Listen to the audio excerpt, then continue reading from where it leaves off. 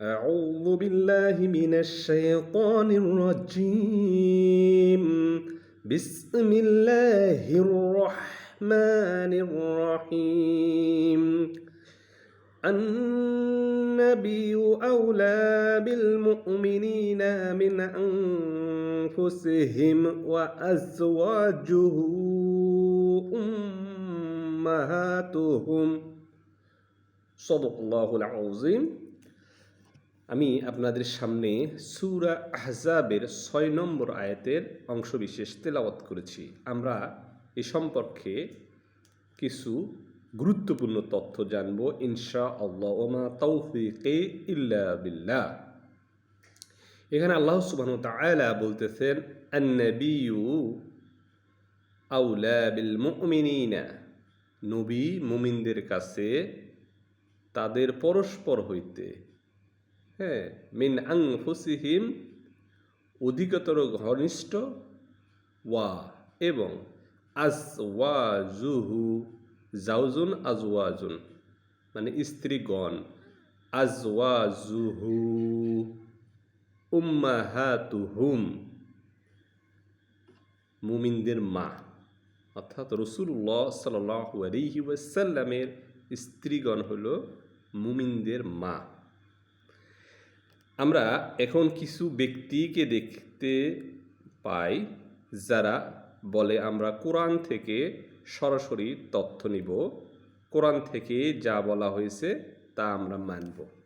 আসেন তাদের জবাবে আমরা এই আয়াতের অংশবিশেষ আলোচনা করে দেখি।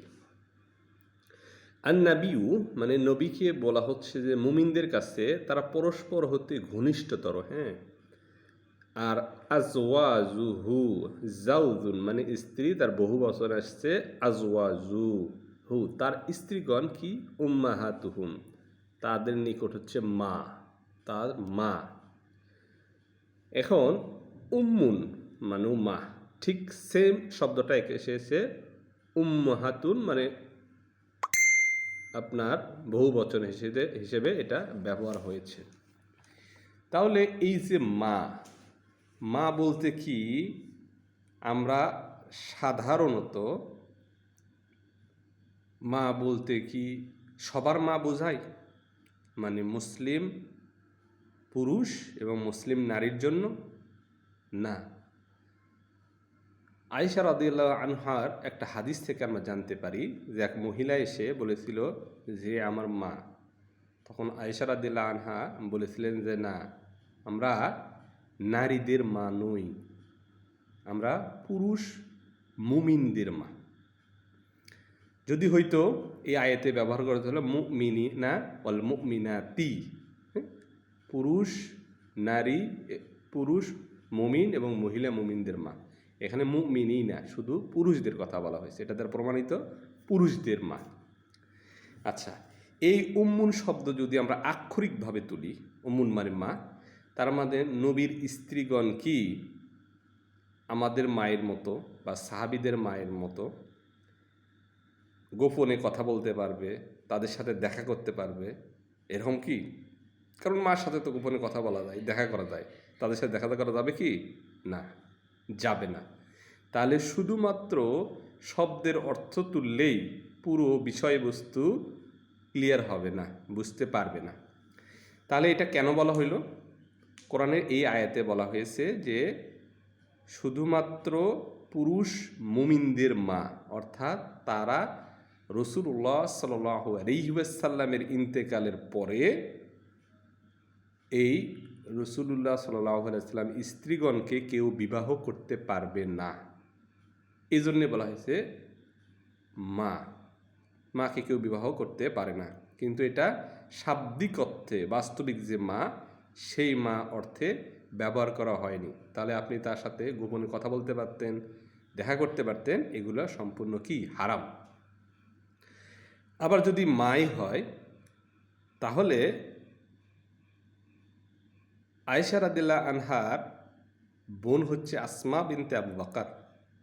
এই আসমা বিনতে আবু বকরকে বিবাহ করেছিলেন জুবাইর ইবনে আওয়াম।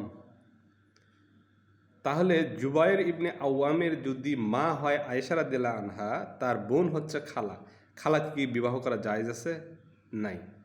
তার মানে এই অর্থ দ্বারা, এই উম্মুন শব্দ দ্বারা কখনোই মানে মা যেটা সেইটা বলার হয়নি, এটা শুধুমাত্র একটা বিধান রহিত করা হয়েছে, যেটা হচ্ছে মাকে বিবাহ করা যেন হারাম করা যাবে না, তেমনি রাসূলুল্লাহ সাল্লাল্লাহু আলাইহি ওয়াসাল্লামের স্ত্রীগণকেও বিবাহ করা যাবে না।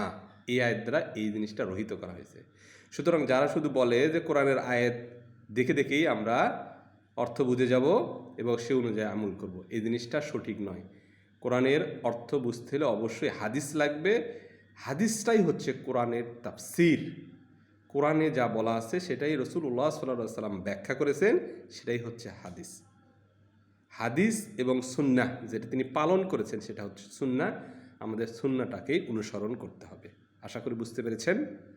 আজকের এই তথ্যগুলো হয়তোবা অনেকের কাজে লাগবে। আখিরি দাওয়ানা আলহামদুলিল্লাহি রাব্বিল আলামিন। আসসালামু আলাইকুম ওয়া রাহমাতুল্লাহি ওয়া বারাকাতুহু।